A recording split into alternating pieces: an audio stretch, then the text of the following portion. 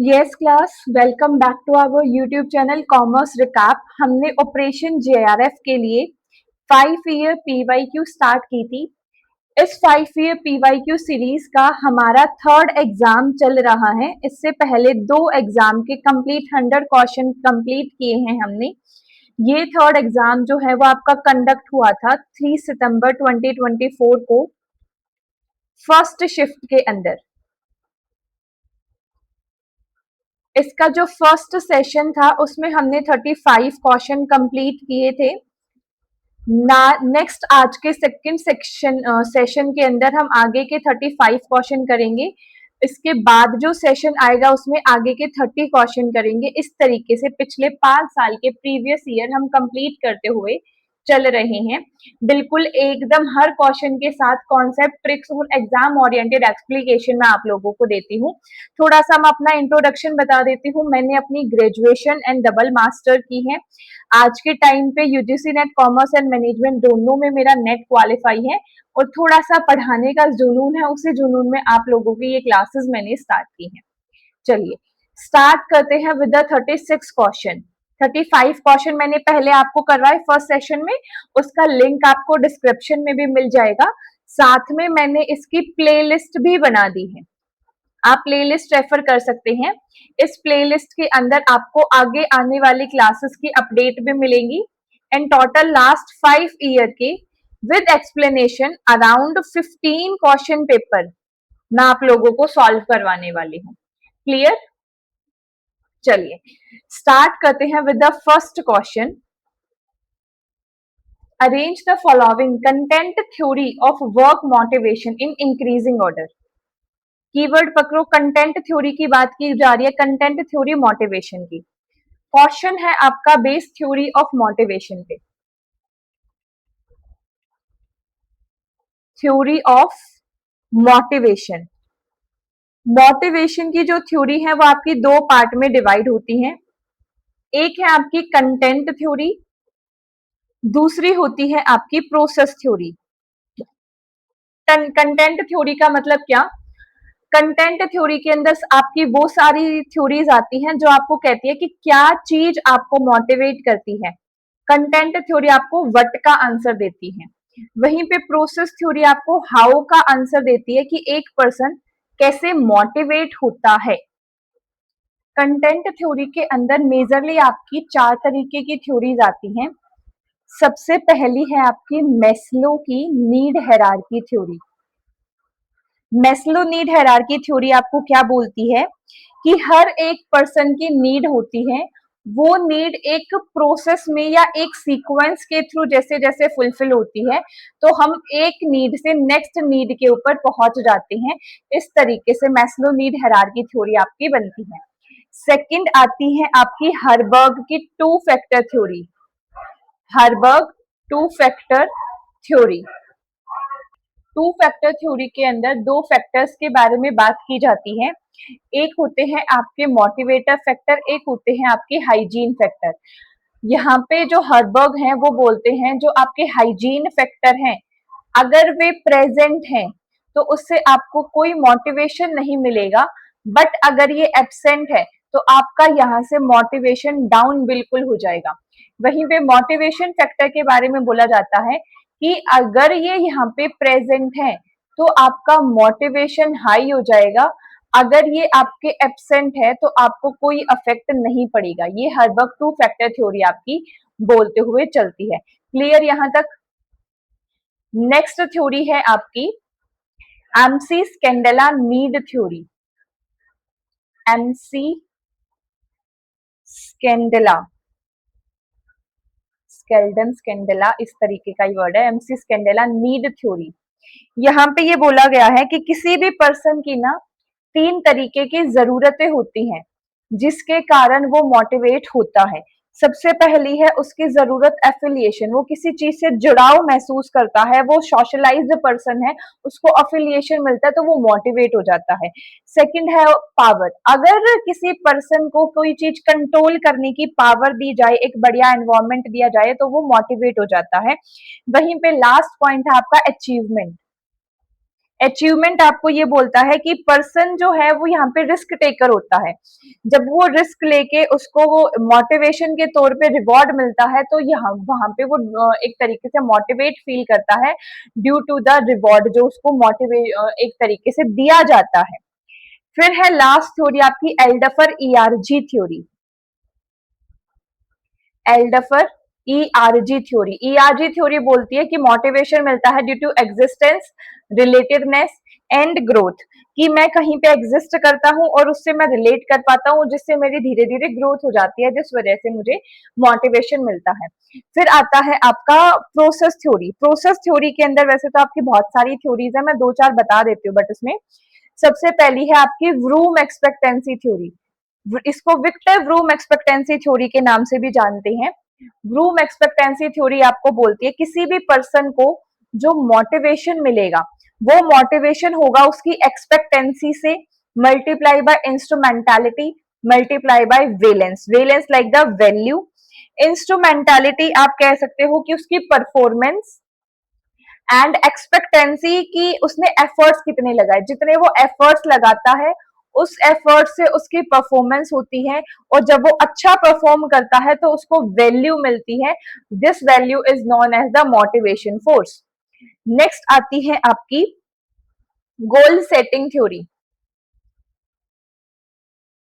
गोल setting theory. Goal setting theory आपको क्या बोलती है? गोल सेटिंग थ्योरी आपको बोलती है कि मोटिवेशन इंप्रूव होता है जब आपके गोल क्लियर हो। अगर आपको पता है कि यस मुझे यही करना है, मोटिवेशन आता है क्लैरिटी ऑफ गोल से। क्लियर? अभी अपने क्वेश्चन की तरफ बढ़ते हैं, कुछ पॉइंट हम यहाँ पे भी डिस्कस करेंगे। चलो, ये कुछ कंटेंट थ्योरी दे रखी है, इनको आपको इंक्रीजिंग ऑर्डर के अंदर लगाना है। वैसे तो देखो इसमें ना मुझे थोड़ा सा फॉल्ट लगता है, क्योंकि जो ह्यूमन रिलेशन थ्योरी है ना ये कंटेंट थ्योरी नहीं है।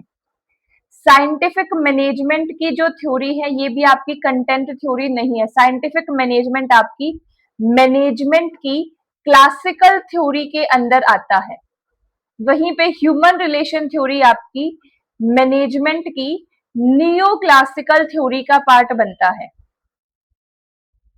लेकिन अब क्वेश्चन जिस हिसाब से फ्रेम किया है और एनटीए ने इस पे ऑब्जेक्शन भी नहीं लिया था एक तरीके से, तो जो आपको थ्योरी दे रखी है इन्हीं सारी थ्योरीज को आपको यहाँ पे सीक्वेंस के अंदर लगाना है। वन बाय वन एक एक थ्योरी को समझते हैं। देखो जो क्लासिकल थ्योरी है वो सबसे पुरानी आती है। क्लासिकल थ्योरी साइंटिफिक मैनेजमेंट, और दूसरी क्लासिकल थ्योरी के अंदर आती है आपकी एडमिनिस्ट्रेटिव थ्योरी। मैनेजमेंट की मैनेजमेंट थ्योरीज भी यहाँ थोड़ी थोड़ी बता देती हूँ। मैनेजमेंट की तीन तरीके से थ्योरी आपको पढ़नी है। पहली है क्लासिकल, दूसरी है आपकी नियो क्लासिकल, तीसरी है आपकी मॉडर्न। क्लासिकल के अंदर दो थ्योरी आती हैं, एक तो साइंटिफिक मैनेजमेंट थ्योरी और एक आती है आपकी administrative theory. Scientific management theory आपकी एफ.डब्ल्यू. टेलर ने दी थी और ये थ्योरी आपकी 1911 के अंदर आई थी। उसके बाद नियो क्लासिकल थ्योरी में बहुत सारी आती हैं, जितनी भी लीडरशिप की थ्योरी है, जितनी भी मोटिवेशन की थ्योरी है, ह्यूमन रिलेशनशिप की थ्योरी है, वो सारी ही आपकी नियो क्लासिकल का पार्ट बनती हैं। इसमें से है आपकी एक human relation theory. Human relation theory आपकी 1925, इसका हम एक, ये कोई थ्योरी नहीं है, ये कह सकते हो आप एक तरीके से कि ह्यूमन को यहाँ पे, जो हम क्लासिकल में ह्यूमन को मशीन की तरह ट्रीट करते थे, लेकिन जब आपकी ह्यूमन रिलेशन अप्रोच आई एक तरीके से, उस अप्रोच के हिसाब से हमने ह्यूमन को मशीन ना समझ के एक ह्यूमन बीइंग की तरह ट्रीट करना शुरू किया। ह्यूमन रिलेशनशिप की बात की कि ह्यूमन जो है वो सिर्फ और सिर्फ पैसे के लिए काम नहीं करता। कई बार ये भी हो सकता है कि आप उसे सैलरी भले ही कम दे रहे हो, बट वो आपको एक ह्यूमन लेवल पे बहुत बढ़िया काम करके देता है, क्योंकि आपका एक उसके साथ कम्युनिकेशन बेटर है, ह्यूमन रिलेशन बेटर है। तो ये ह्यूमन रिलेशन थ्योरी आप कह सकते हो 1920 टू 30 के बीच में आई थी। 1920 टू 1930 के बीच में आई थी। उसके बाद आपकी मोटिवेशनल थ्योरी आई। मोटिवेशनल थ्योरी में सबसे पुरानी आपकी मैस्लो की नीड हायरार्की थ्योरी ही है, जो आपकी 1943 में मैस्लो ने प्रपोज की थी। अब्राहम मैस्लो ये पूरा नाम था और थ्योरी का नाम था आपका हायरार्की ऑफ नीड या नीड हायरार्की थ्योरी भी इसको बोला जाता है। फिर आता है हर्बर्ग की आपकी टू फैक्टर थ्योरी, जिसमें दो फैक्टर की बात की गई, मोटिवेशन फैक्टर और hygiene factor. Herzberg two factor theory जो आपकी आई थी ये 1959 के अंदर आई थी। यहाँ पे भी हर्बर्ग पर्सन का नाम है और थ्योरी का नाम है टू फैक्टर थ्योरी, जिसमें दो फैक्टर यानी कि मोटिवेशन फैक्टर और हाइजीन फैक्टर की बात की जाती है। एंड लास्ट में है आपकी एल्डेफर ईआरजी थ्योरी, जो कि आपकी 1960 के अंदर आई थी। समझ में आया? इस हिसाब से जब आप इसको सीक्वेंस में लगाओगे तो आपका correct answer only and only option number B निकल कर आएगा। क्लियर है? ये सारी की सारी थ्योरीज मैंने यहाँ पे लगा दी हैं, थोड़ा थोड़ा आप इनको पढ़ सकते हो। Hierarchy need hierarchy theory Abraham Maslow ने दी थी, जिसमें बोला सबसे पहले हमारी साइकोलॉजिकल नीड होती है। साइकोलॉजिकल नीड में बेसिक आपकी रोटी कपड़ा मकान आता है। साइकोलॉजिकल नीड से मैं सेफ्टी नीड की तरफ जाता हूँ कि जहां पे मैं जॉब करने जा रहा हूँ वो प्लेस सेफ हो, हेल्थ वाइज सेफ हो एंड ऑल। जब सेफ्टी नीड आपकी पूरी हो जाती है तो आप सोशल नीड की तरफ जाते हो। सोशल नीड में आपका आता है कि सोसाइटी से, आपके कलीग से, आपके बॉस से एक आपको एक बढ़िया अप्रेजल मिले, उनके साथ आपका बढ़िया रिलेशन हो। जब आप सोशल सोसाइटी से आपको बहुत बढ़िया बढ़िया चीजें मिलने लग जाते हैं, फिर आप सेल्फ एक्सट्रीम की तरफ जाते हो। सेल्फ एक्सट्रीम आपका जो बेस्टेस्ट एक वर्जन है वो आप निकाल के लेके आते हो सेल्फ एक्सट्रीम थ्योरी में। एंड लास्ट आती है आपकी सेल्फ एक्चुअलाइजेशन, कि अब जो एक्चुअली में मुझे चाहिए था वो मैं प्राप्त कर चुका हूँ, इसके बाद अब मैं दूसरों की हेल्प करूंगा जो वो लेना चाहते हैं उनके लिए। फिर नेक्स्ट है आपकी ईआरजी थ्योरी। ईआरजी थ्योरी के अंदर है आपकी एग्जिस्टेंस, रिलेटिवनेस एंड ग्रोथ, जहां पे more than one need can be motivated simultaneously. यहाँ पे एग्जिस्टेंस के अंदर आपकी इसको थोड़ा सा डायग्राम से बनाती हूँ। जो आपकी ये ईआरजी थ्योरी है ना, ये ईआरजी थ्योरी आपकी मैस्लो की नीड की एक्सटेंशन है। तो एग्जिस्टेंस के अंदर आपकी साइकोलॉजिकल एंड सेफ्टी नीड आ जाती है, रिलेटेडनेस में आपकी सोशल नीड आ जाती है एंड ग्रोथ के अंदर यहाँ पे आपकी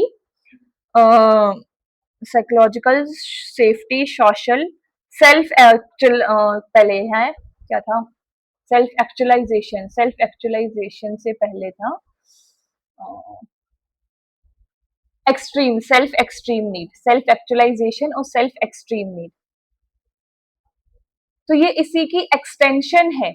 जो ईआरजी थ्योरी है वो आपके मैस्लो नीड हायरार्की थ्योरी की ही एक एक्सटेंशन है, जिसमें आपको ग्रुप्स के अंदर नीड दी गई है कि एग्जिस्टेंस के लिए आपके साइकोलॉजिकल और सेफ्टी नीड जरूरी है। तो यहाँ वही पॉइंट आपको लिखा गया है कि ईआरजी थ्योरी के अंदर more than one need can be motivate simultaneously. एक बारी में एक से ज्यादा जरूरतें मेरे को मोटिवेट करती है, एक से ज्यादा जरूरतें मेरी एक साथ पूरी हो जाती हैं। बिकॉज जब मैं एग्जिस्टेंस की बात करता हूँ तो मेरी 2 से 3 जरूरतें मेरी साथ साथ पूरी हो जाती हैं। समझ में आया? फिर आता है आपका टू फैक्टर थ्योरी। फेडरिक हर्बर्ग ने ये दिया था, जिसके अंदर आपकी मोटिवेशन फैक्टर और हाइजीन फैक्टर है। मोटिवेशन फैक्टर को इंट्रिंसिक फैक्टर के नाम से भी जाना जाता है, हाइजीन फैक्टर को एग्जिस्टेंस फैक्टर के नाम से भी जाना जाता है, कि आपको बेसिक एग्जिस्टेंस चाहिए तो आपके पास ये चीजें होना बहुत जरूरी है। देखो मैं सिर्फ आपको ना एक क्वेश्चन नहीं करवाती हूँ, पुराने सेशन आप लोगों ने बिल्कुल देखे होंगे, उस क्वेश्चन से रिलेटेड सारे कंसेप्ट मैं हमेशा से आपको करवाती आ रही हूँ। सो ये मत देखना मैम कि हमारी 15 मिनट लगभग क्लास को होने वाली है, एक ही क्वेश्चन हुआ है, क्योंकि इससे आगे जो सेशन आएगा उसमें मोटिवेशन फैक्टर की या मोटिवेशन थ्योरी का जो भी क्वेश्चन आएगा वहां पे मैं ये सारी एक्सप्लेनेशन आपको नहीं दूंगी। Got it? फिर आपकी थ्योरी एक्स, थ्योरी वाई और थ्योरी जेड। थ्योरी एक्स और थ्योरी वाई जो है वो डॉगलस मैकग्रेगर ने दी है आपकी।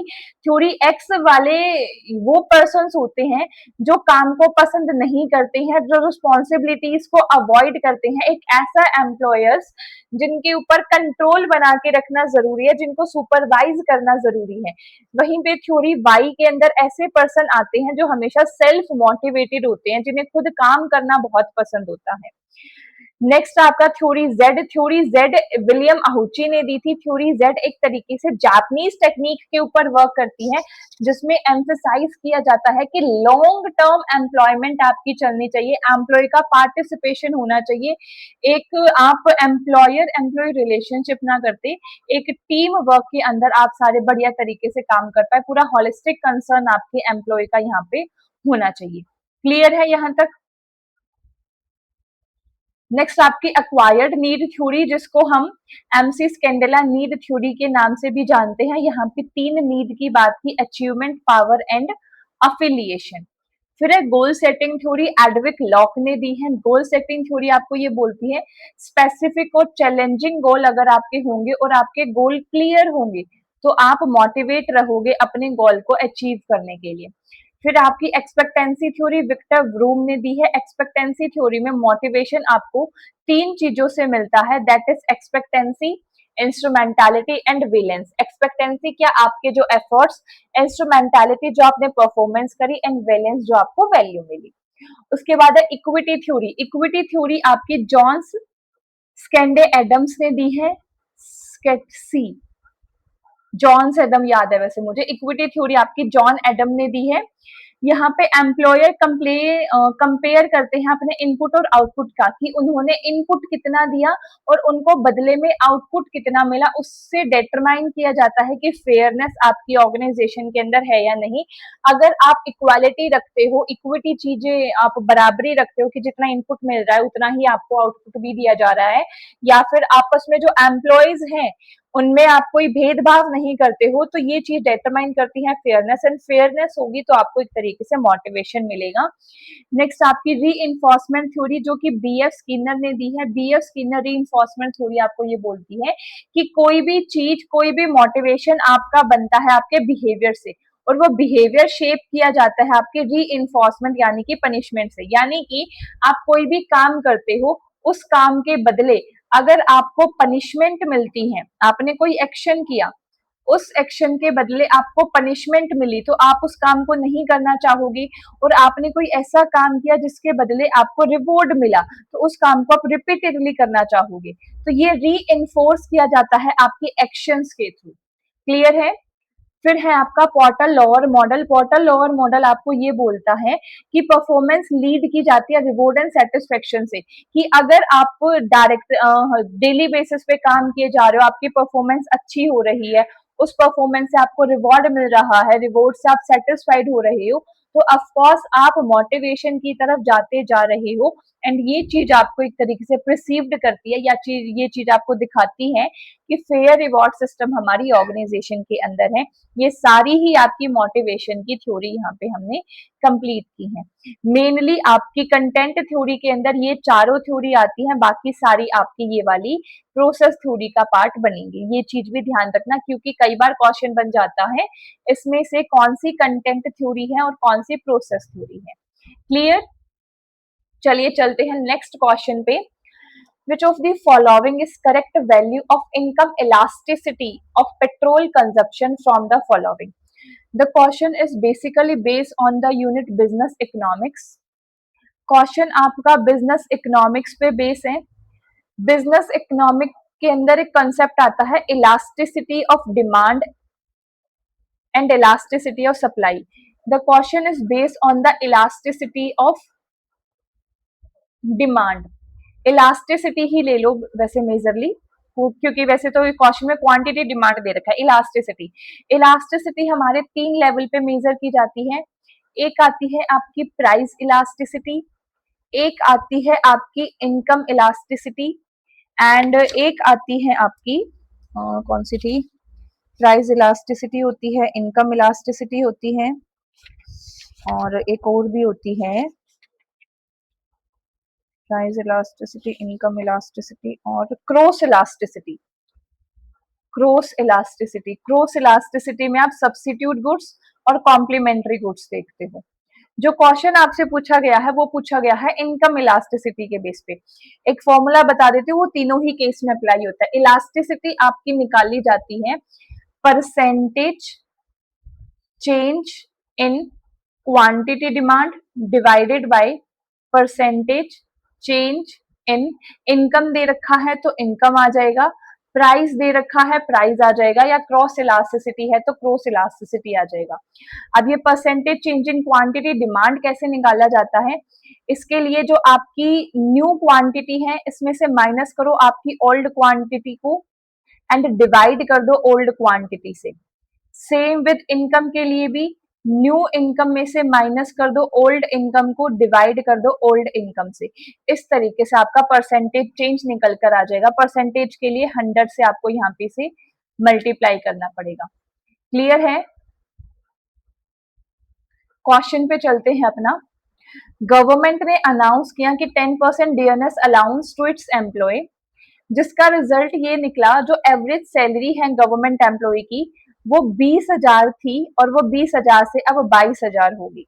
ठीक है। Following the pay hike of monthly petrol consumption, मतलब इनकम के अंदर चेंज आया है वो 20 से 22,000 का आया है, और उसकी पेट्रोल की कंजप्शन यानी कि उसकी जो पेट्रोल की क्वांटिटी डिमांड थी उसके अंदर जो चेंज आया है वो आपका, पहले वो 150 लीटर पर मंथ यूज करता था, अब वो 165 यूज करता है। फॉर्मूला के अंदर वैल्यू पुट करो और निकाल लो। सबसे पहले क्वांटिटी Q1 कितना है, Q1 मैम हमारा 165 है, पहले हमारा 150 था, डिवाइड कर दो 150 से, ये आ जाएगा आपका 15/150 और डिवाइडेड बाय 100, तो ये आपका यहाँ पे निकल कर आएगा, 0 से 0 गई 1500, तो ये आपका 10 निकल कर आ जाएगा। सेम इसी तरीके से आप निकालो क्वांटिटी डिमांड, पहले थी आपकी 22,000, पहले थी आपकी 20,000, अब हो गई 22, 22 माइनस 20 डिवाइडेड बाय 20, तो 2,000, 2,000 यहीं पे लिख देती हूँ, थोड़ा सा डायरेक्ट ही कैलकुलेट करके लिख देती हूँ मैं। Percentage change in quantity demand तो आ गया आपका 10। अब percentage change in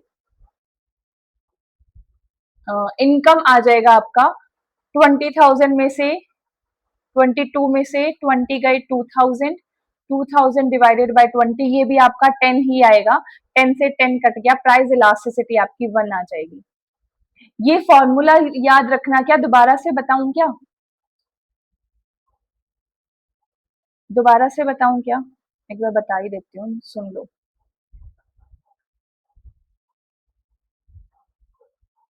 Q1 minus Q0 divided by Q0, income 1 मतलब न्यू इनकम, पुरानी इनकम डिवाइडेड बाय पुरानी इनकम मल्टीप्लाई बाय 100, और यहाँ भी मल्टीप्लाई बाय 100। अब Q1 क्या है, क्वांटिटी मैम मेरी 165 माइनस 150 डिवाइडेड बाय 150 इंटू 100, ये सॉल्व जब आप करोगे तो आपका आंसर निकल कर आएगा 10। सेम इसी तरीके से आपको डिनोमिनेटर में करना है, 22,000 minus 20,000 divided by 20,000 multiply by 100, यहाँ से भी आपका डिनोमिनेटर निकल कर आएगा 10, 10 डिवाइडेड बाय 10 करोगे तो आंसर निकल कर आ जाएगा आपका 1। समझ में आया? इजी क्वेश्चन है। इनकम इलास्टिसिटी का एक आधा पॉइंट और बता देती हूँ, वो भी सुन लो। जब हम बात करते हैं कि इनकम इलास्टिसिटी आपकी जीरो कब होगी, जीरो होगी जब आपके कोई असेंशियल्स ऑफ लाइफ से रिलेटेड गुड्स हैं। फॉर एग्जाम्पल मेडिसिन, चाहे आपकी सैलरी कितनी ही भी कम हो, कितनी भी ज्यादा होगी तो इसका मतलब हम ये तो बिल्कुल नहीं कह सकते ना कि मेडिसिन ज्यादा लेना शुरू कर देंगे, या कम होगी तो हमें बेशक उधार पे लेना पड़े हम मेडिसिन तो जरूर लेंगे।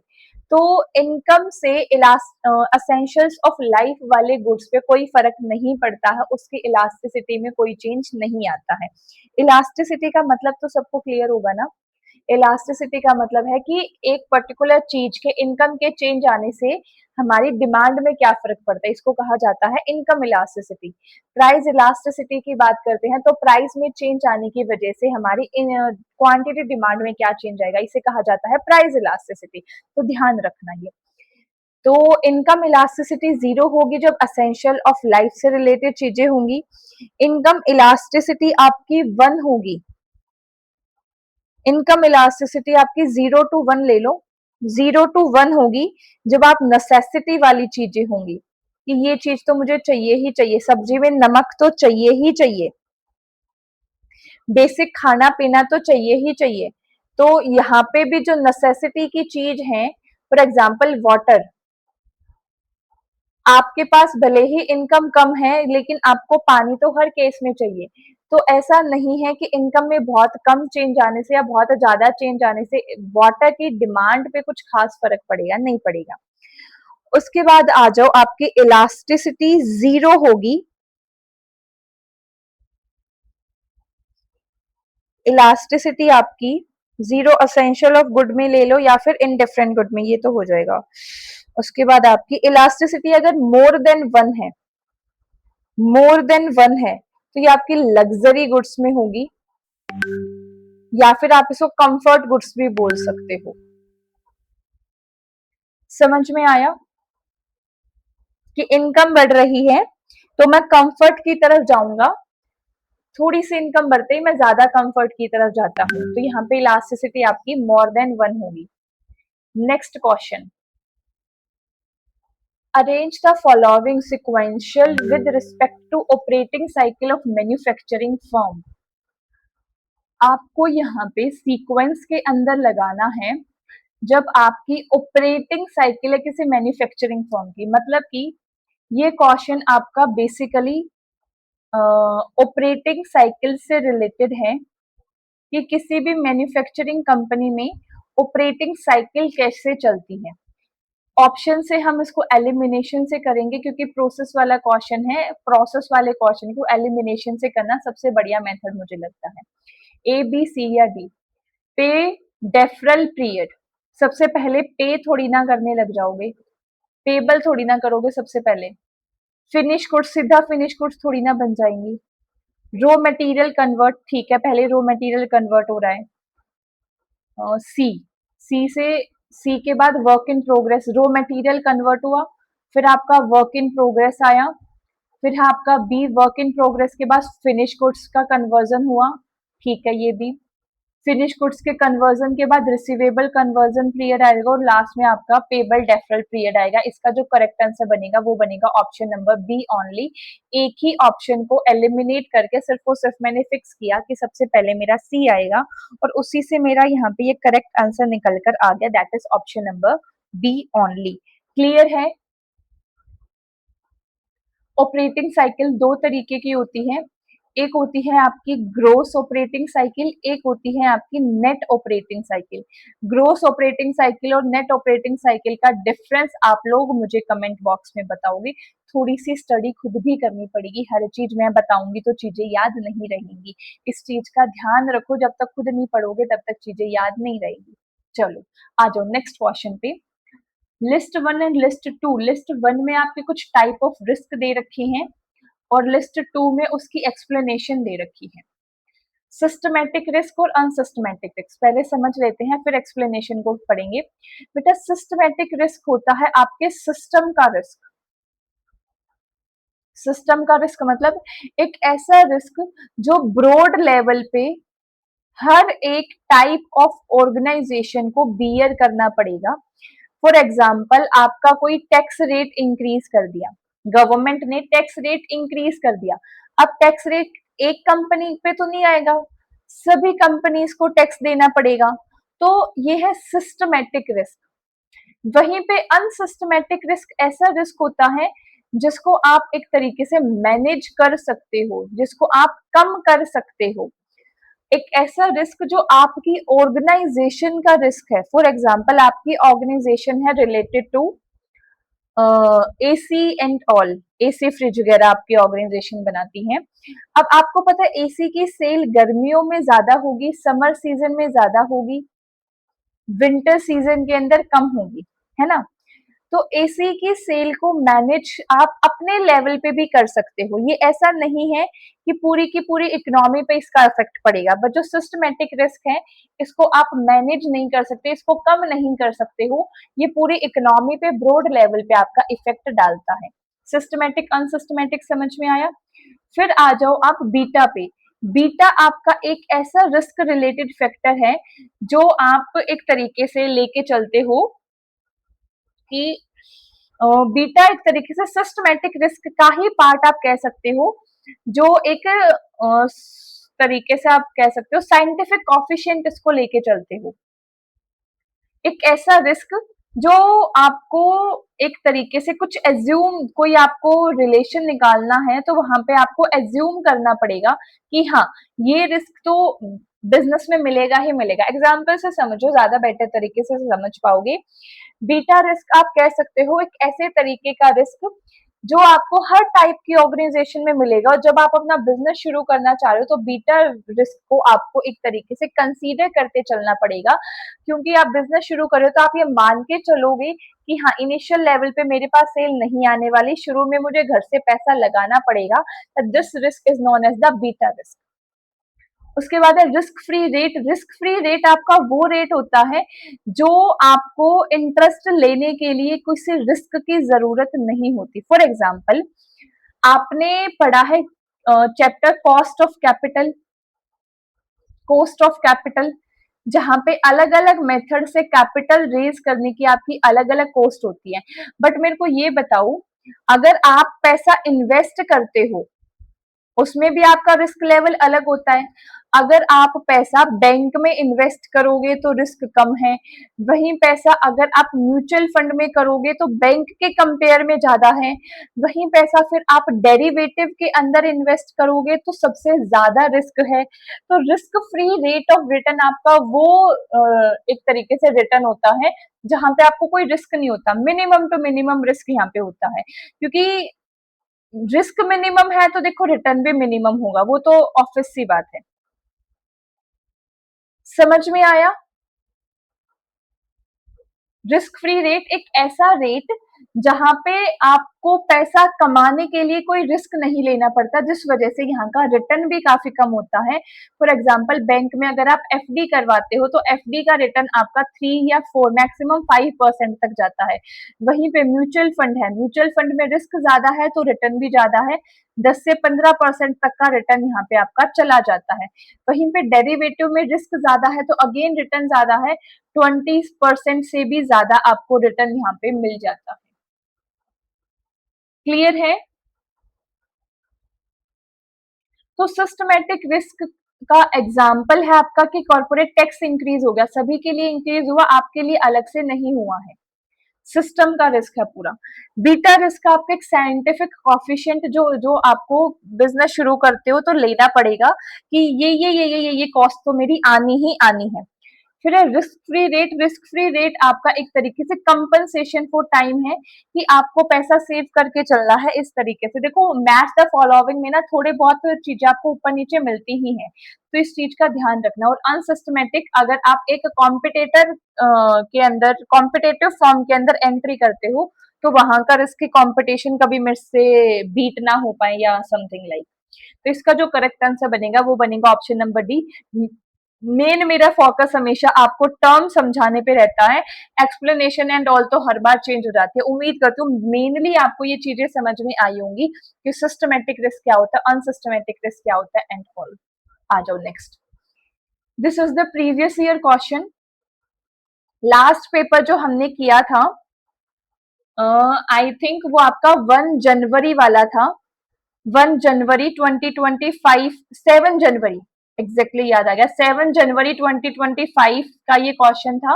और ये एज इट इज क्वेश्चन इस पेपर से रिपीट हुआ था। ये मैंने वहां समझाया था, बट एक बार दोबारा से आया तो बिल्कुल समझाना मेरा बनता है। यहाँ दे रखा है कि जो भी प्रीफेक्टरी इंफॉर्मेशन है उसको आपको एक सीक्वेंस फॉर्म के अंदर लगाना है। इसको हमने वहां समझा था बुक्स की हेल्प से, कि बुक के अंदर कोई भी अगर आप कोई चैप्टर लिखते हो तो आपकी किस किस तरीके से आप उसको सीक्वेंस में लगाते हो। सबसे पहले आता है आपका letter. Letter of transmittal, letter of transmittal एक तरीके से आपकी एक्नॉलेजमेंट होती है। मेरे को ये बताओ, एमबीए सबने की है? बिल्कुल मैम। एमबीए के अंदर आपकी इंटर्नशिप होती है थर्ड फोर्थ सेमेस्टर में, बिल्कुल मैम। उस इंटर्नशिप के लिए यूनिवर्सिटी आपको एक लेटर प्रोवाइड करती है। Yes ma'am, this letter is known as the letter of transmittal, जो ये एक्नॉलेज करता है कि ये XYZ स्टूडेंट हमारे यूनिवर्सिटी का सेकेंड ईयर के थर्ड सेमेस्टर का बच्चा है। तो सबसे पहले तो आपको वो लेटर लगाना होगा। जैसे ही वो आपने लेटर लगाया, सेकंड आप उसका टाइटल पेज लगाओगे। अब आप अपनी प्रोजेक्ट रिपोर्ट बना रहे हो ना, इंटर्नशिप रिपोर्ट बना रहे हो, तो फिर आप टाइटल पेज लगाओगे। टाइटल पेज लगाने के बाद आप खुद डिक्लेयर करोगे, yes I am the student of this this this university. जब आप फाइल बनाते हो तो ये वही सीक्वेंस है। सबसे पहले आप एक तरीके से जो कंपनी या यूनिवर्सिटी आपको लेटर देती है वो लगाते हो। उसके बिना तो कंपनी आपको इंटर्नशिप डायरेक्टली प्रोवाइड नहीं करेगी। लेटर ऑफ ट्रांसमिटर लगाया, फिर आपने अपना खुद का टाइटल पेज लगाया कि मेरा ये नाम है, यहाँ यहाँ पढ़ता हूँ, ये मेरा गाइड है, और एमबीए के लिए मैं ये partial fulfilment of this degree, मैं ये प्रोजेक्ट फाइल या इंटर्नशिप रिपोर्ट सबमिट कर रहा हूँ। ये सारी चीज आपने लिख दी। फिर आपने एक ऑथोराइज्ड स्टेटमेंट लिखी। Authorized statement is like your declaration. Declaration के अंदर आपने सारी इंफॉर्मेशन प्रोवाइड की। डिक्लेरेशन के बाद आप यहाँ पे एग्जीक्यूटिव समरी डालोगे कि पूरा का पूरा मैंने काम किया क्या क्या है। लास्ट में आपका टेबल ऑफ कंटेंट आ जाएगा, एंड टेबल ऑफ कंटेंट आने के बाद आपके चैप्टर वाइज टॉपिक वाइज चीजें स्टार्ट हो जाती हैं। तो इस तरीके से आपको इसको सीक्वेंस में लगाना था। इसका जो करेक्ट आंसर बनेगा वो बनेगा option number C only. Main आपको इसमें समझना था ये लेटर ऑफ ट्रांसमिटल और ऑथराइज्ड स्टेटमेंट क्या होती है। बाकी सारे ऑप्शन तो मेरे को इजी ही लग रहे थे, एज सच कोई प्रॉब्लम वाली चीज मुझे नजर नहीं आई। चलिए आगे चलते हैं नेक्स्ट क्वेश्चन पे। If the selling price per unit 56, variable cost per unit 32, total fixed cost आपके 60,000 दे रखी है, what is the number of unit sold in order to achieve a profit 84,000? This question is based on the marginal costing. Marginal costing के लिए सबसे पहले आपको cost sheet prepare करनी आनी चाहिए। पहले के सेशंस में भी मैंने सिखाई है, दोबारा सिखा देती हूँ। कॉस्ट शीट के लिए सबसे पहले आपका सेल आता है, सेल में से माइनस करेंगे वेरिएबल कॉस्ट, आपका कंट्रीब्यूशन निकल कर आएगा। कंट्रीब्यूशन में से माइनस करेंगे हम फिक्स्ड कॉस्ट, आपका ईबीआईटी निकल कर आएगा, earning before interest and tax, and this EBIT is also known as the profit. Question आपसे पूछा गया है डिजायर प्रॉफिट का, डिजायर प्रॉफिट का। अगर मुझे वैसे प्रॉफिट निकालना होता है तो मेरा क्या फॉर्मूला होता है, मुझे ये बताना। Ma'am, fixed cost divided by contribution आ जाता है ना।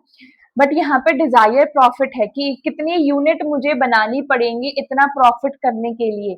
तो मेरी क्या फिक्स्ड कॉस्ट को मैं एनहांस कर दूंगा, fixed cost plus desire profit आ जाएगा डिवाइडेड बाय कंट्रीब्यूशन, यहाँ से निकल कर आ जाएगी आपकी नंबर ऑफ यूनिट, यहाँ से निकल कर आ जाएंगी आपकी नंबर ऑफ यूनिट, कि इतना प्रॉफिट कमाने के लिए ये जो डिजायर प्रॉफिट है, डिजायर प्रॉफिट आपको दे रखा है 84,000 रुपीज कमाने के लिए मुझे कितनी यूनिट सोल्ड करनी पड़ेंगी, ये क्वेश्चन आपसे पूछ रखा है।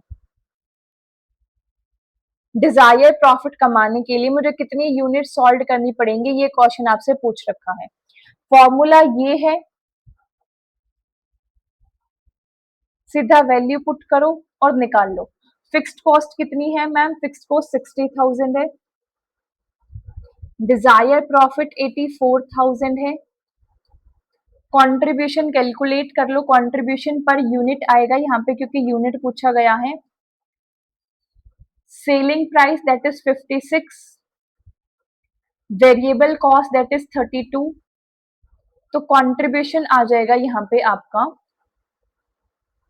14 नहीं 24, 6 में से 2 गए 4 और 5 में से 3 गए 24, ये आ जाएगा आपका 24। जब आप इसको सॉल्व करोगे तो ये निकल कर आएगा आपका 0004, 6 6 12 13 14, 1,44,000 डिवाइडेड बाई 24। जब आप इसको सॉल्व करोगे तो यहाँ आपका Dzire profit number of unit निकल कर आ जाएगी, that is 6,000। Option number A only. इसको काट के देख भी लेते हैं। 1,44,000 डिवाइडेड बाई 24। यस एग्जैक्टली, इसको डिवाइड करोगे तो 6,000 आएगा।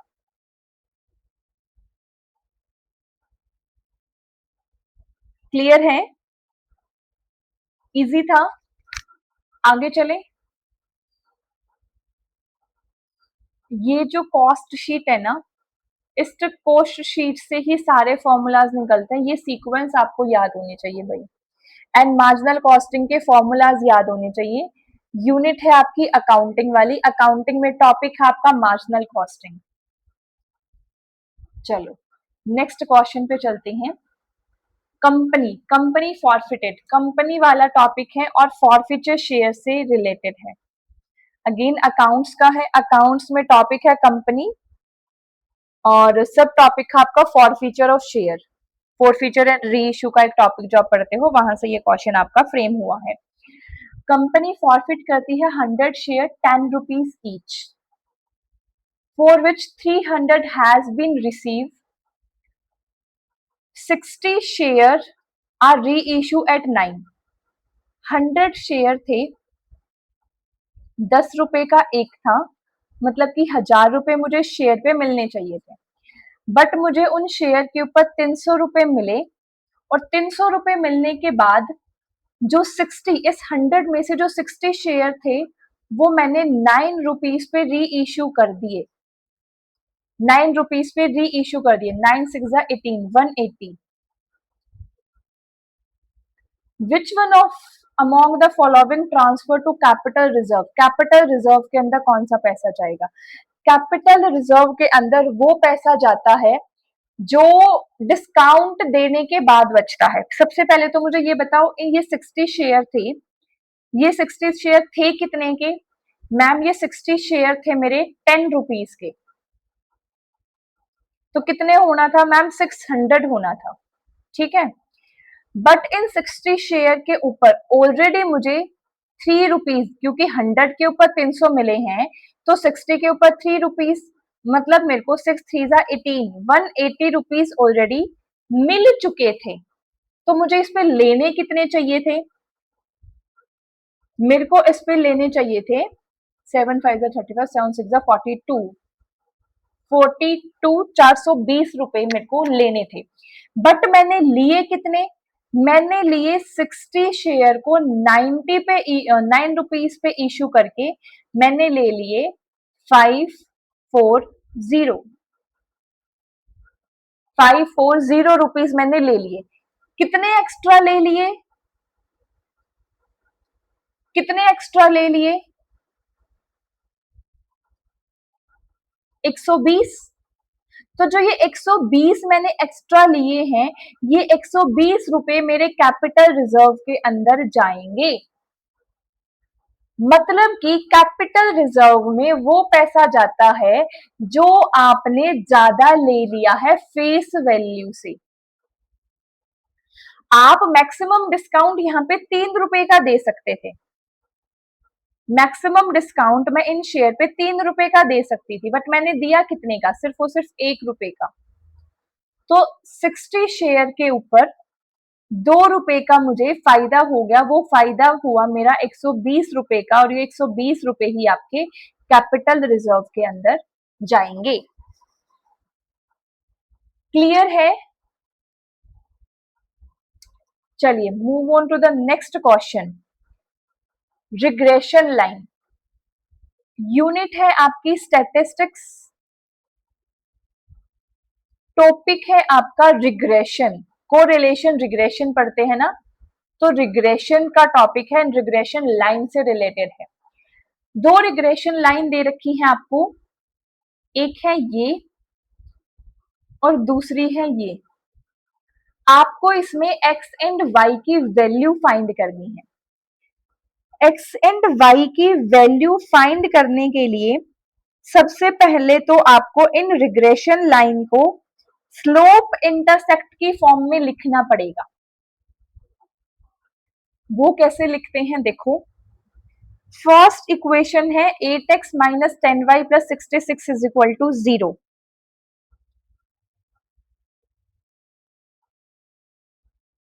10y माइनस 8x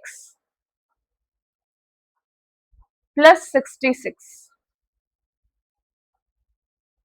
यहां से अगर मैं y की वैल्यू निकालना चाहूं तो ये आएगा 8x अपॉन 10 और 66, यहाँ पे प्लस आएगा बीच में, डिवाइडेड बाय 10। तो y की वैल्यू यहां मेरी निकल कर आ जाएगी 0.8x प्लस 6.6x। ये मेरी इक्वेशन फर्स्ट निकल कर आ गई। सेम इसी तरीके से आपको सेकंड इक्वेशन की हेल्प से भी y की वैल्यू निकाल लो और फिर उन दोनों को इक्वेट कर दो। सेकंड इक्वेशन की हेल्प से y की वैल्यू निकलेगी आपकी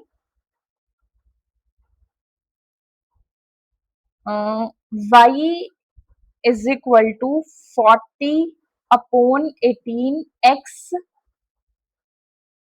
माइनस 214 अपॉन 18। तो यहां से y निकल कर आएगा आपका 20/9x minus 107 divided by 9।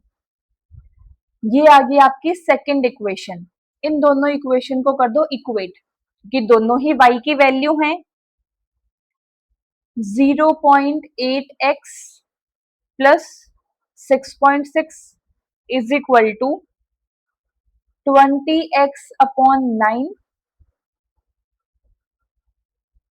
Minus 107 divided by 9। जब ये 9 को, इस 9 को अब आप इधर मल्टीप्लाई के लिए लेके जाओगे, इस 9 को इधर मल्टीप्लाई के लिए जब आप लेके जाओगे तो ये आ जाएगा आपका 7.2x प्लस 9 6 जा 54, 54 और 9 6 जा 50, फिर यहाँ 59.4 is equal to 20x minus 107। x and x को एक साथ ले जाओ और जो वैसे वेरिएबल्स है उनको एक साथ ले जाओ। यहाँ पे आ जाएगा आपका 59.4 और 107, ये 166.4 और 20x में से 7.2x जाएंगे तो ये आ जाएगा आपका 12.8x। यहां से आपकी x की वैल्यू निकल कर आ जाएगी 166.4 डिवाइडेड बाय 12.8। इसको जब आप डिवाइड करोगे ये निकल कर आएगा 13। डिवाइड करके देख लेना, x की वैल्यू 13 आ गई।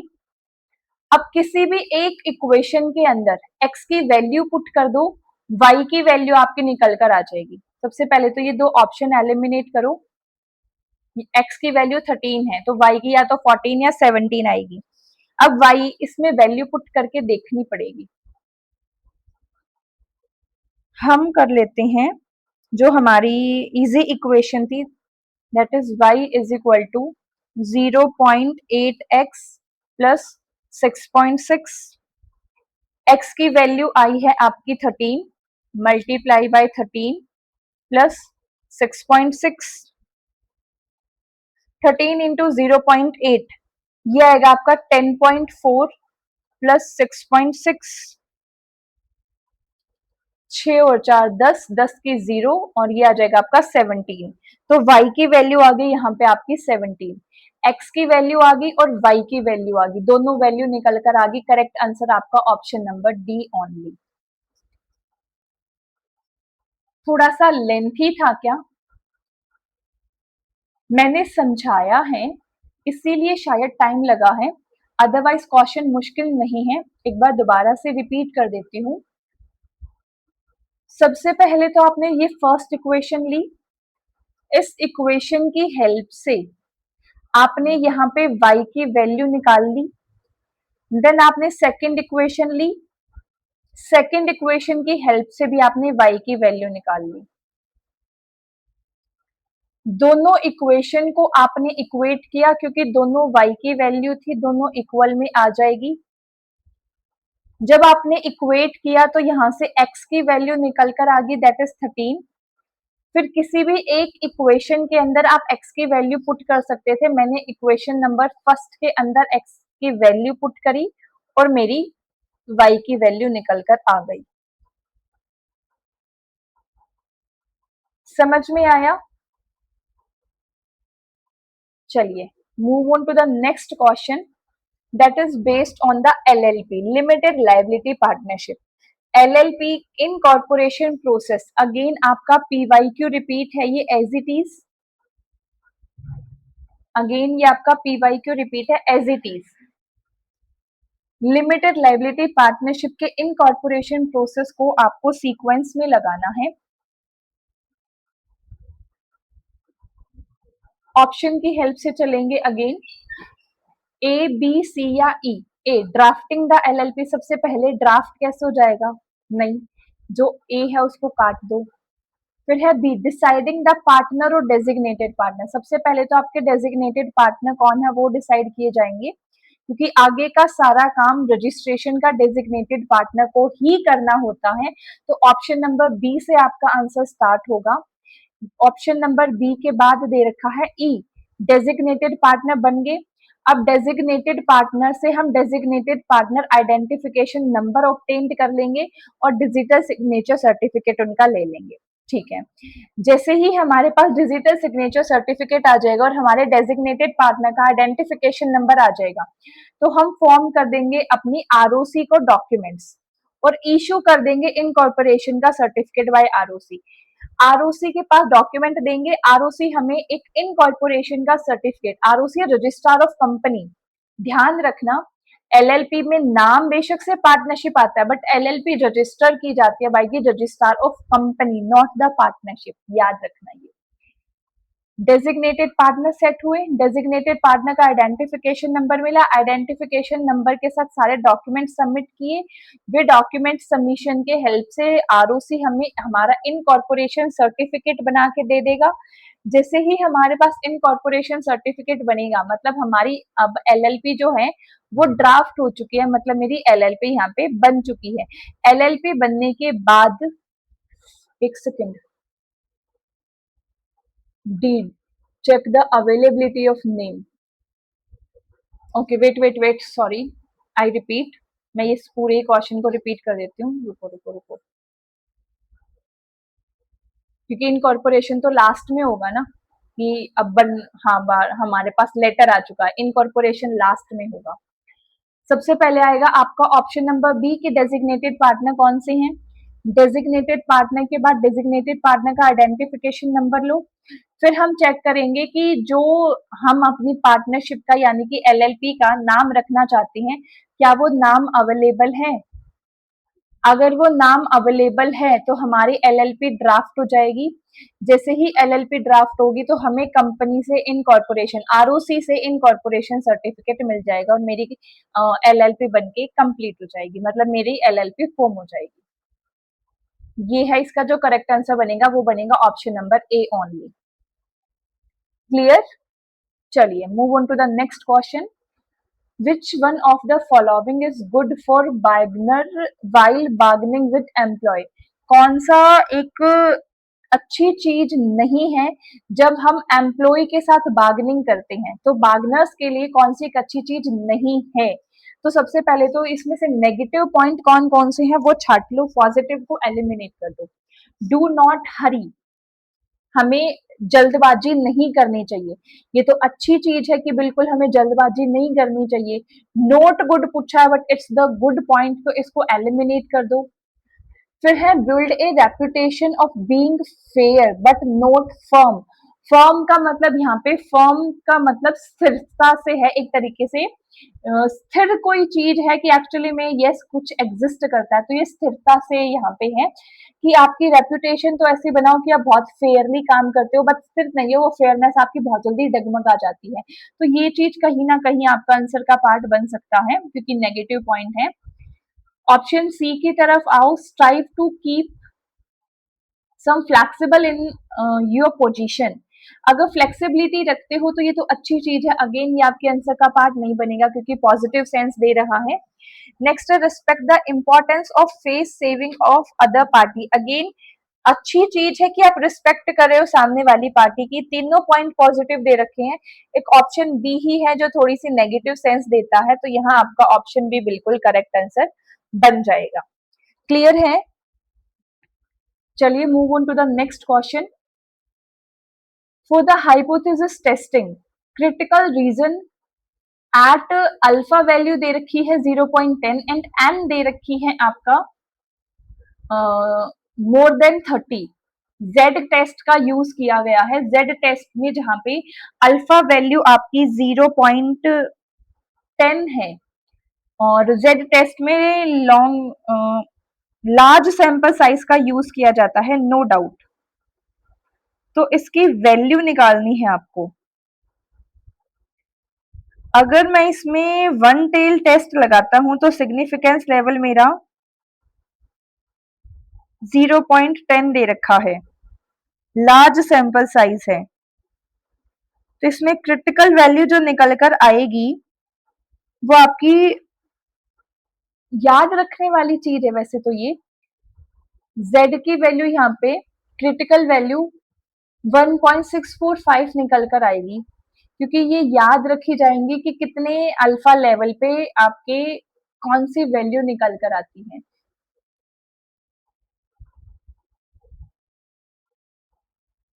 बट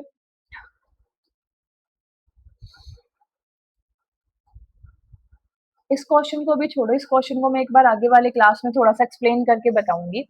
इसको भी छोड़ दो क्योंकि इसको एक्सप्लेन करूंगी अच्छे से, ऐसे नहीं। चलो, the tool that international development association IDA, IDA क्या है? International development association. Ma'am IDA जो है वो एक आर्म है आपके वर्ल्ड बैंक का। वर्ल्ड बैंक क्या है? वर्ल्ड बैंक कॉम्बिनेशन है या टोटल 5 बैंक का जो 1944 में बना था। वर्ल्ड बैंक को वैसे मेनली हम आईबीआरडी प्लस आईडीए के नाम से जानते हैं। वैसे इसके अंदर टोटल 5 बैंक आते हैं और यही आईडीए है जिसके बारे में हम बात कर रहे हैं। आईबीआरडी आपका बना 1944 में, आईडीए 1960, आईएफसी 1956 और आईसीएसआईडी, आईसीएसआईडी और फिफ्थ आपका मिग्गा। आईसीएसआईडी का इंडिया आज के टाइम पे भी मेंबर नहीं है और मिग्गा जिस टाइम पे बैंक आपका मिग्गा जिस टाइम पे फॉर्म हुआ था उस टाइम पे इंडिया मेंबर नहीं था, बट आज के टाइम पे इंडिया मिग्गा का मेंबर है। थोड़ा सा पढ़ लेते हैं इसके बारे में। IBRD international bank for reconstruction and development 1944 में आया, लोन देता है मिडिल इनकम कंट्रीज को। आईएफसी 1956 में आया, प्राइवेट सेक्टर के लिए लोन प्रोवाइड करता है mainly for investment and development projects only. IDA आपका 1960 के अंदर आया, कंसेशनल रेट पे पुअर कंट्रीज को लोन देता है। नेक्स्ट आपका ICSID international centre for settlement of investment dispute, कोई डिस्प्यूट हो जाता है तो वहां की सेटलमेंट के लिए ये काम करता है और जो भी ये आपको एक तरीके से राय देता है वो बाइंड होता है, वो आपको मानना पड़ेगा। अगर आप आईसीएसआईडी का पार्ट हो तो जो भी ये आपको सजेशन देते हैं वो बाइंड होते हैं, इस बाइंडिंगनेस के कारण इंडिया इसका मेंबर नहीं है। एंड लास्ट आपका मिग्गा मल्टीलेटरल इन्वेस्टमेंट गारंटी एजेंसी, जो आपको एक तरीके से पॉलिटिकल रिस्क की एश्योरेंस देता है, इन्वेस्टमेंट की गारंटी प्रोवाइड करता है। क्वेश्चन क्या है? क्वेश्चन है आपका the tool of IDA used to address the impact of natural disaster public health emergency by providing the extra finance is known as, कौन सा टूल है? वैसे तो देखो ये क्वेश्चन आपका थोड़ा सा करंट रिलेटेड बनता है, बट याद कर लो क्राइसिस रिस्पांस विंडो ये एक ऐसा टूल है जहां पे कोई नेचुरल डिजास्टर हो जाता है तो इमरजेंसी में कुछ एक्स्ट्रा फाइनेंसिंग यहाँ पे प्रोवाइड की जाती है आईडीए के थ्रू, क्योंकि आईडीए मेनली आपकी पुअर कंट्रीज को ही लोन देता है। और कोई अनसर्टेन कंडीशन आ जाती है, कोई नेचुरल डिजास्टर हो जाता है, कोई कंपनी की करेंसी बहुत ज्यादा गिरती जाती है, तो उस केस में भी आपको आईडीए लोन दे देता है। समझ में आया? तो इसका जो आंसर बनेगा वो बनेगा option number C only, that is crisis response window. चलिए मूव करते हैं नेक्स्ट क्वेश्चन पे। ये क्वेश्चन है आपका बैंकिंग से रिलेटेड। बैंक और उनके ईयर पता होना चाहिए। NHB, IC, ID, IDBA, IDBI 1964, SIDBI 1990, IFCI 19 IFCI 1948, NHB 1990 1988, EXIM bank 1982, SBI आपका 1955, इससे पहले SBI imperial bank of India के नाम से जाना जाता था। ये एम्पीरिकल बैंक आपका 1921 में आया था। आरबीआई आपका 1935 में आया था। एम्पीरिकल बैंक ऑफ इंडिया एक ऐसा बैंक है जिसने एज ए कॉमर्शियल बैंक भी काम किया है और एज ए सेंट्रल बैंक भी काम किया है।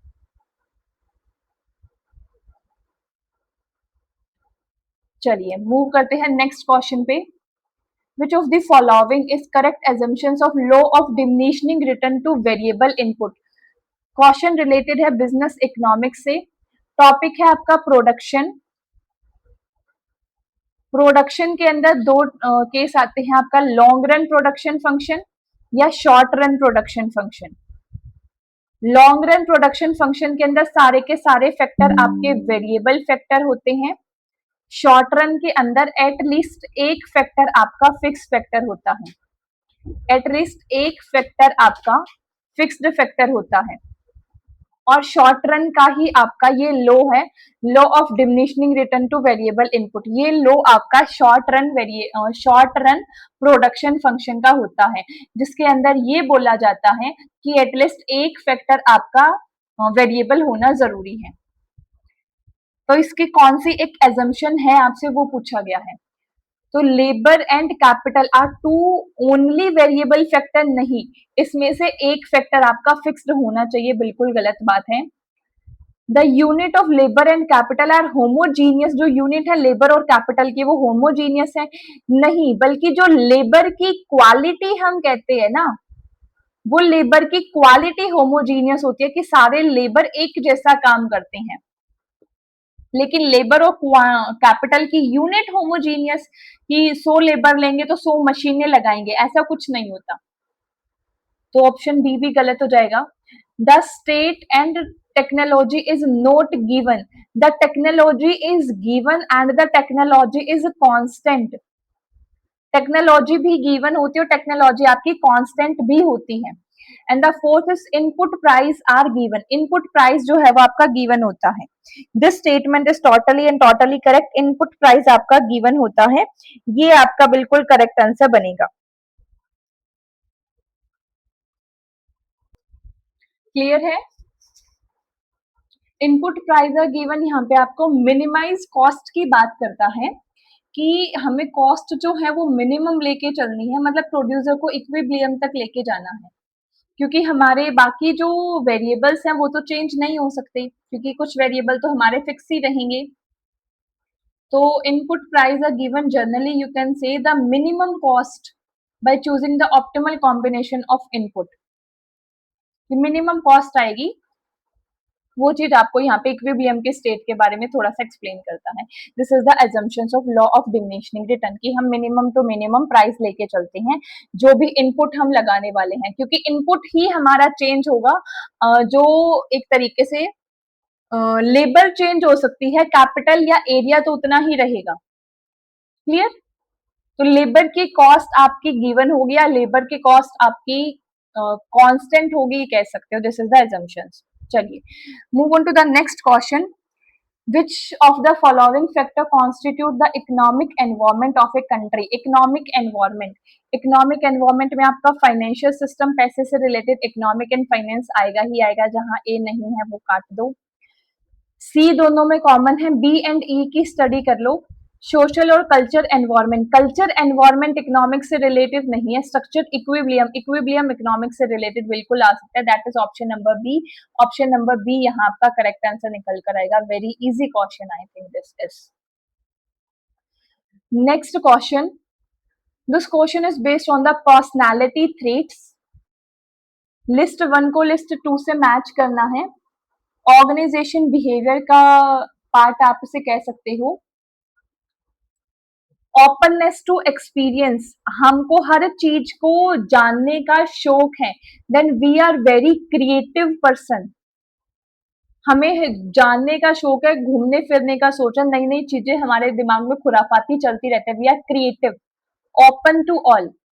Extraversion. Extraversion you can say the outgoing person कि मुझे बाहर की चीजें जानना ज्यादा पसंद है, बाहर घूमना पसंद ज्यादा है. एक्स्ट्रावर्जन. Extrovert personality. घर घर में बंद के रहना पसंद नहीं है. एक्स्ट्रावर्जन टाइप का मैं पर्सन हूँ. कुछ हटके करना चाहता हूँ, कुछ यूनिक. एग्रीएबलनेस. मैं किसी चीज पे मना ही नहीं कर पाता, मैं हर चीज पे एग्री कर देता हूँ. मेरा इतना प्यारा केयरिंग सा नेचर है ना कि तुम सोच भी नहीं सकते. And the last one is consciousness. Conscious मतलब मैं दिमाग इतना चलाता हूँ कि मैं खुद पे एक तरीके से इंडिपेंडेंटली कोई डिसीजन नहीं ले पाता, क्योंकि मैं कॉन्शियस हूँ. मैं सोचता बहुत ज्यादा हूँ और उस सोच के कारण, जैसे कहते हैं ना समाज क्या कहेगा, तो मैं बहुत कॉन्शियस टाइप का पर्सन हूँ. तो समाज क्या कहेगा वो उससे मेरे डिसीजन एक तरीके से डिपेंड करते हैं. क्लियर है? बहुत ज्यादा मुश्किल क्वेश्चन तो नहीं था. बेसिक वर्ड की अंडरस्टैंडिंग से ही ये क्वेश्चन आपका हो सकता था. इसका correct answer option number C बनेगा only. Next question.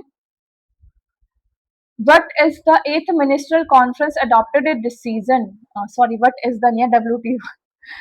WTO is its eighth ministerial conference adopted a decision allowing member to waive the provision of Article 2 most favoured nation treatment. Article 2 के अंदर most favoured nation treatment के बारे में बताया गया है of GATT to allow the granting of preferential treatment to services and service supply to which country.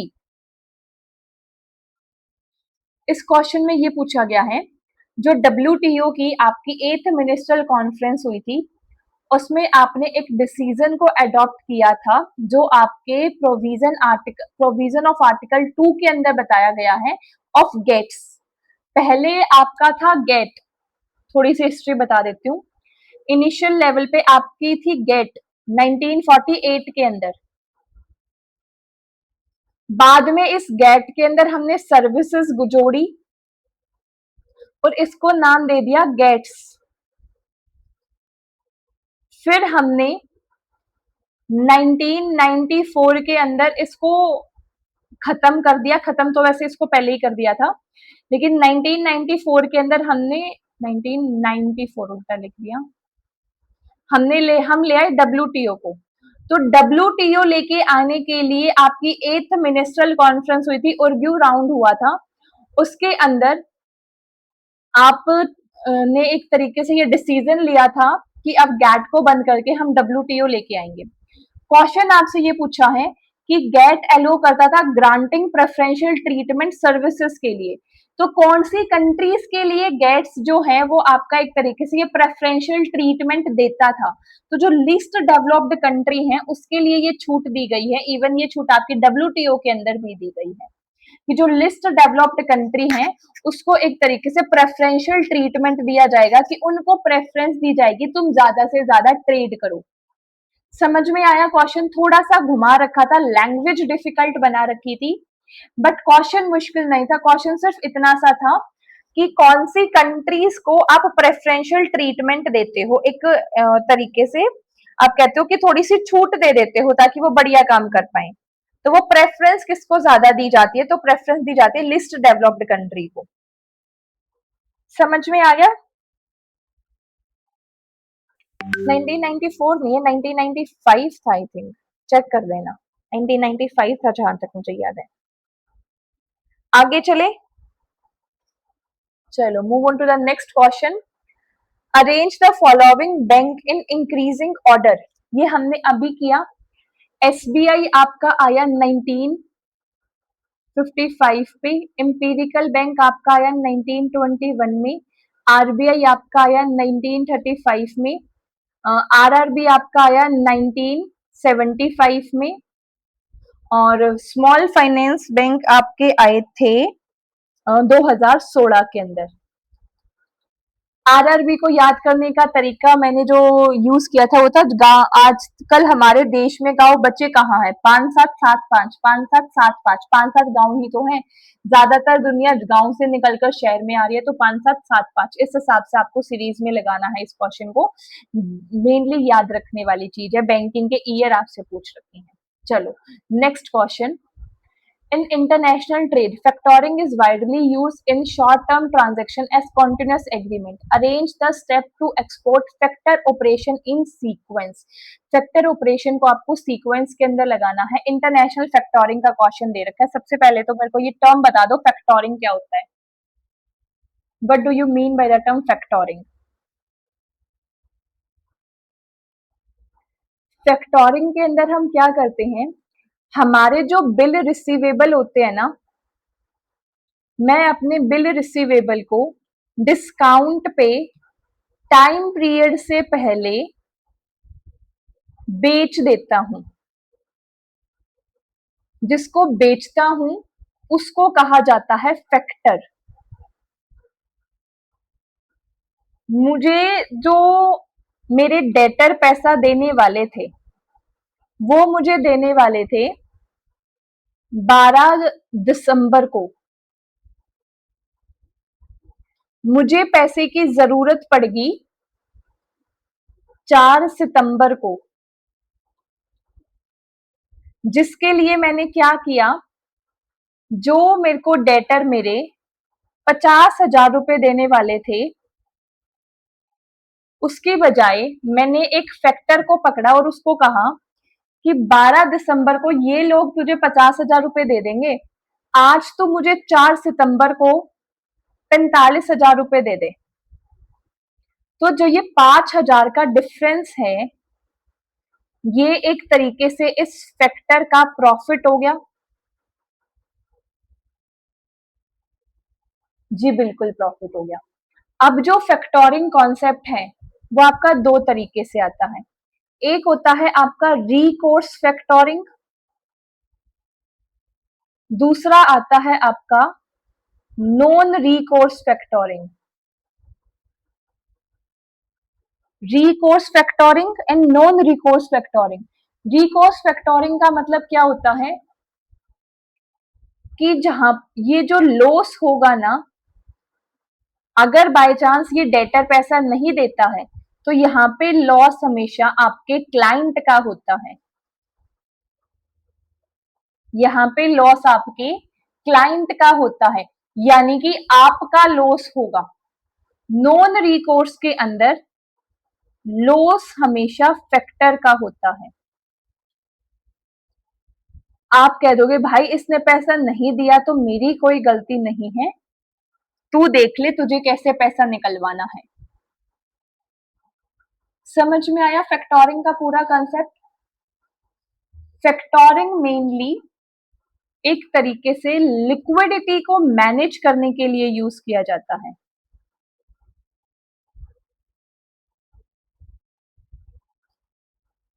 Use to manage liquidity. Clear है? Question पढ़ लेते हैं।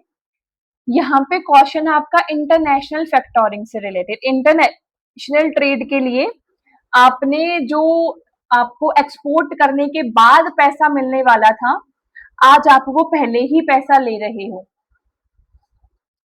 अगेन ऐसे क्वेश्चन को ऑप्शन वाइज लेके चलेंगे, या तो ऑप्शन ई या फिर सी।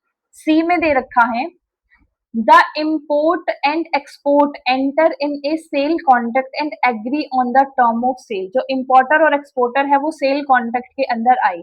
बात तो सही है कि कुछ भी काम होने से पहले फैक्टोरिंग तक तो जब जाएंगे ना, जब पहले कॉन्ट्रैक्ट बनेगा, ये एग्री होगा कि हाँ भाई मैं तुझे सामान बेचूंगा, तू मेरे से खरीदेगा। ई सी ऑप्शन बिल्कुल आ सकता है।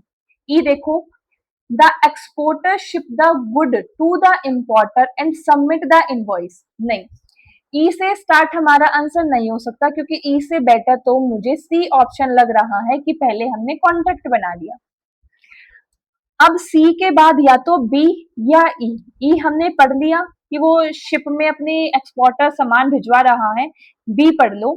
बी में क्या है, the exporter factor pay cash in advance to exporter agency receivable until the payment is received from the importer। जो एक्सपोर्ट का फैक्टर है वो पे कर देता है कैश एक्सपोर्टर को उसके बिल रिसीवेबल के अगेंस्ट में, अंटिल इंपोर्टर उसको पेमेंट नहीं करेगा। जब तक उसको पेमेंट नहीं करेगा तब तक वो खुद आगे से दे देता है कि जब तक तेरा इंपोर्टर तुझे नहीं दे रहा ना, तू मेरे से ले जा, मैं हूं फैक्टर, तू मेरे से ले जा। मेरे को नहीं लगता कि बी ऑप्शन आएगा। एक बार मैच भिड़ा के देखते हैं। सबसे पहले हमने सी देखा कि कॉन्टेक्ट बना, कॉन्टेक्ट बनने के बाद हमने उसका सामान भिजवा दिया, सामान भिजवाने के बाद हम उससे बात करेंगे कि हाँ भाई तू मेरे से पैसा ले जा। फिर आएगा ऑप्शन ए की एक्सपोर्टर फैक्टर ट्रांसफर कर देता है इनवॉइस टू इंपोर्टर फैक्टर, वो in return assume the credit risk and undertake the administration of receivable, and last में इंपोर्टर फैक्टर प्रेजेंट करता है invoice to importer and take payment from the exporter factor, और वो उसे एक तरीके से एक्सपोर्टर फैक्टर से लास्ट में पैसा ले लेता है। इसका जो करेक्ट आंसर बनेगा वो बनेगा ऑप्शन नंबर डी ओनली।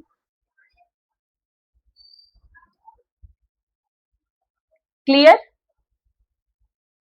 चलिए मूव करते हैं आगे अपने नेक्स्ट क्वेश्चन पे। The next question is basically based on the characteristics of leader. Leader की कैरेक्टरिस्टिक क्या होती है? देखो यहाँ पे दो टर्म समझना। एक पर्सन होता है मैनेजर, एक पर्सन होता है लीडर। मैनेजर का काम है अपने काम को मैनेज करना, अपने काम को बढ़िया तरह से मैनेज करना। वहीं पे एक लीडर का काम होता है जो उसके फॉलोवर्स हैं या जो उसकी टीम है, आप कह सकते हो, उससे काम करवाना, प्लस जो वो काम करेगा वो काम खुशी से करे, यानी कि दूसरों को मोटिवेट करके काम करवाना, आप कह सकते हो लीडर का काम होता है। मैनेजर इज लाइक कि आपने टास्क दे दिया और सामने वाला उसे कंप्लीट करेगा। लीडर सामने वाला कंप्लीट करे उसके लिए आप उसे मोटिवेट करोगे, उसे जो प्रॉब्लम आएंगे उसमें हेल्प करोगे और उसको एक तरीके से बताओगे कि चीजें कैसे अच्छे से होनी चाहिए। तो ये आप कह सकते हो एक ग्राउंड लेवल पे एज ए ओरिजिनेटर का काम करता है। ये नई नई चीजों को ओरिजिनेट करता है, नए नए पर्सन्स को ट्रेनिंग देता है, नए नए लीडर्स को बनाता है आगे अपने जैसा। समझ में आया? देखो अब इसमें characteristics of leader, focus on system and structure. बहुत ग्राउंड लेवल वर्क होगा, सिस्टम और स्ट्रक्चर। लीडर का क्या काम है? लीडर तो बहुत ऊंची पोजीशन है। आई ऑन हॉरिजन, हॉरिजन की तरफ देखेगा, बिल्कुल सही बात है कि उसकी आंखें जो है वो चारों तरफ रहेंगी, वो हर चीज देखते हुए समझते हुए काम करेगा, ऐसे ही कोई मंद बुद्धि की तरह से ही काम नहीं करेगा। Eye of horizon is like, you can say कि लीडर ऑफनली एक लॉन्ग विजन को देखता है, ये फ्यूचर गोल पे फोकस करता है। समझ में आया? तो ऑप्शन नंबर बी तो बिल्कुल आएगा। फिर आ जाओ आस्क हाउ एंड व्हाई, कैसे और कब किया। नहीं, हमें काम चाहिए, कैसे किया हम वो नहीं जानते, हमें जानना ही नहीं है कैसे किया। हमने तुझे मोटिवेट कर दिया और तूने हमें काम करके दे दिया, सही बात है।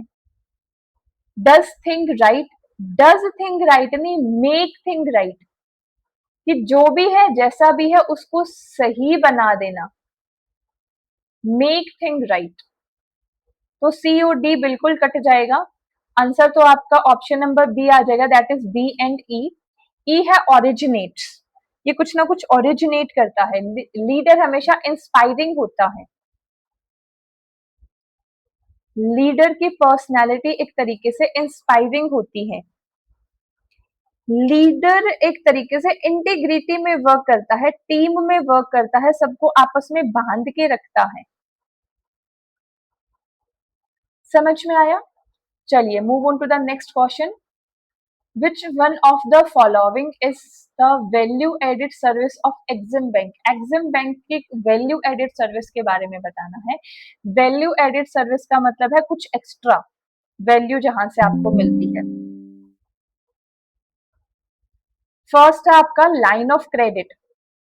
लाइन ऑफ क्रेडिट का मतलब है, ये तो उसका एक तरीके से क्रेडिट पॉलिसीज है कि क्रेडिट आपको देना पड़ेगा। Line of credit basic service है, प्री शिपमेंट क्रेडिट नहीं, बायर क्रेडिट। लेकिन एक्सपोर्ट मार्केटिंग सर्विस उसका बेसिक काम नहीं है, वो कुछ एक्स्ट्रा आपको प्रोवाइड करता है, that is export marketing service. Clear?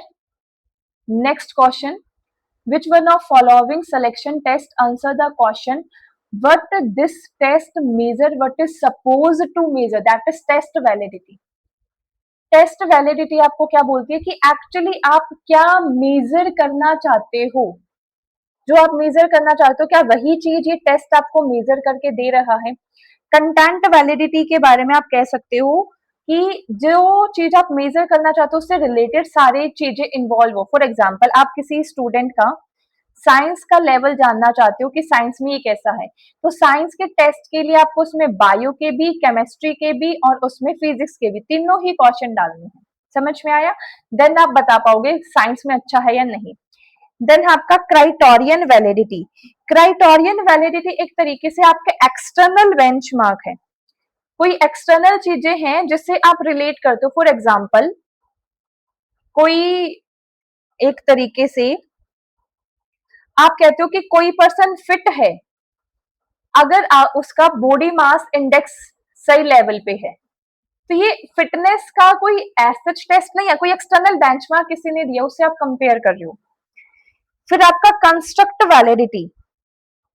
Construct validity एक तरीके से वो टूल होता है या आप कह सकते हो वो टेस्ट जो ट्रूली मेजर करता है कंसेप्ट को, जो क्लेम करता है मेजर करने के लिए। तो एब्स्ट्रैक्ट क्वालिटीज या थ्योरेटिकल टूल जो आपको एक तरीके से मेजर करने के लिए बताया जाता है, that is known as construct validity. समझ में आया? Next question, the rate of diffusion of any innovation depend upon the following factor. कोई भी इनोवेशन हो रहा है, उस इनोवेशन का जो रेट ऑफ डिफ्यूजन है वो किस किस फैक्टर के ऊपर डिपेंड करता है। ऑप्शंस देखते हैं। The relatable advantage of innovation over the previous solution, कि कितनी एक्स्ट्रा एडवांटेज उस पर मिल रही है ओवर द प्रीवियस सॉल्यूशन, बात तो सही है। नेक्स्ट ऑप्शन है इसमें the compatibility of innovation with the existing value, compatibility innovation की कितनी है, ये भी सही है। Lack of complexity in using the innovation, innovation होता ही इसीलिए है क्योंकि प्रीवियस चीज में हमें कुछ ना कुछ फॉल्ट नजर आता है, उस फॉल्ट को रिमूव करने के लिए हम एक तरीके से कोई इजी मेथड लेके आते हैं। मतलब लैक ऑफ कॉम्प्लेक्सिटी अगर आपकी है तो वो इनोवेशन आपका बेटर, लैक ऑफ कॉम्प्लेक्सिटी अगर है कि कॉम्प्लेक्सिटी मतलब परेशानी कम है तो इनोवेशन बेटर है, बिल्कुल सही बात है। Divisibility of innovation facility low risk trial, divisibility of innovation facility low risk trial, ठीक है ये बात भी कोई इसमें ऐसा समस्या नहीं है। और जो कम्युनिकेशन है आपका एडवांटेज ऑफ इनोवेशन वो भी आपके कम्युनिकेबिलिटी जो है इस इनोवेशन की, मतलब कि एक तरीके से अवेयरनेस इस इनोवेशन की आप अच्छे तरीके से कर सकते हो। तो मेरे हिसाब से सारे ही ऑप्शन इसके सही हैं। इसका जो आंसर निकल कर आएगा that is option number C only. Move on to the next question. Which one of the following source of power of the supervisor is not true for the subordinate to comply? कौन सी जो source of power है supervisor की true नहीं है जब मुझे subordinate के साथ एक तरीके से कंप्लाई करना है? रिवॉर्ड पावर, हम उसको रिवॉर्ड देंगे तो अच्छा काम करेगा। कोहेसिव पावर, जबरदस्ती, जबरदस्ती नेगेटिव टर्म है। एक्सपर्ट पावर कह सकते हो, मीन्स एंड कंट्रोल। मेरे हिसाब से coercive power is not a good one, तो ऑप्शन नंबर बी यहाँ पे आपका बिल्कुल करेक्ट आंसर निकल कर आएगा। Move on to the next question. Which of the following is the standard deviation of first 7 natural number? Standard deviation अगर हमें निकालना फर्स्ट 7 नेचुरल नंबर का, तो फॉर्मूला बेस्ड क्वेश्चन है। Root N square minus 1 divided by 12। N है आपका 7, 7 7 जा 49, 49 minus 1 आ जाएगा आपका 48, 48 डिवाइडेड बाई 12, ये आपका आंसर निकल कर आ जाएगा 3 ओनली। आंसर निकल कर आ जाएगा आपका, नहीं 12 12 24 24 24, 4 4 निकल कर आएगा, और 4 रूट का है तो आंसर आपका 2 निकल कर आएगा। 3 नहीं 2 निकल कर आएगा, क्योंकि 4 रूट में है तो आंसर 2 निकल कर आएगा। चलिए आगे चलते हैं। Maximum number of partner in LLP. LLP के अंदर मैक्सिमम कितने पार्टनर हो सकते हैं या कितने पार्टनर होते हैं? मैक्सिमम की देखो एज सच कोई लिमिट नहीं होती है। मिनिमम जो है वो एलएलपी के अंदर 2 डेजिग्नेटेड पार्टनर होने चाहिए, and out of 2 designated partner 1 designated partner आपका हमेशा रेसिडेंट ऑफ इंडिया होना चाहिए।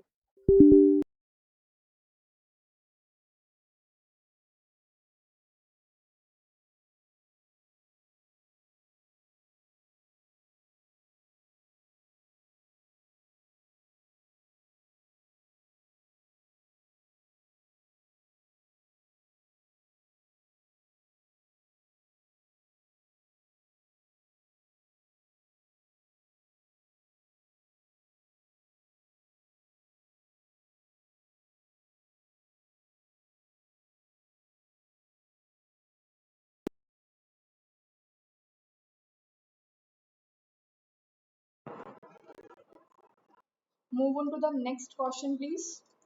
Which of the following is not the assumptions of Baumol model of cash management? Cash management के आपके 2 मॉडल आते हैं, उसमें से एक है आपका बुलमोल मॉडल। बुलमोल मॉडल आपको बोलता क्या है? बलमोल मॉडल आपको ये बोलता है कि हमें कैश को एक तरीके से ऑप्टिमम कैश बैलेंस बना के चलना है। ऑप्टिमम कैश बैलेंस बना के चलना है। उस ऑप्टिमम कैश बैलेंस से जो मेरी कॉस्ट है कैश को रखने की, वो मेरी मिनिमम आनी चाहिए। मुझे एक ऐसा कैश बैलेंस मेंटेन करना है जिससे जो मेरी टोटल कॉस्ट है holding of cash is come on the minimum level. Clear? तो बुलमोल कैश मैनेजमेंट की एजम्पशंस कौन सी इसमें से नहीं है, आपसे ये पूछा गया है।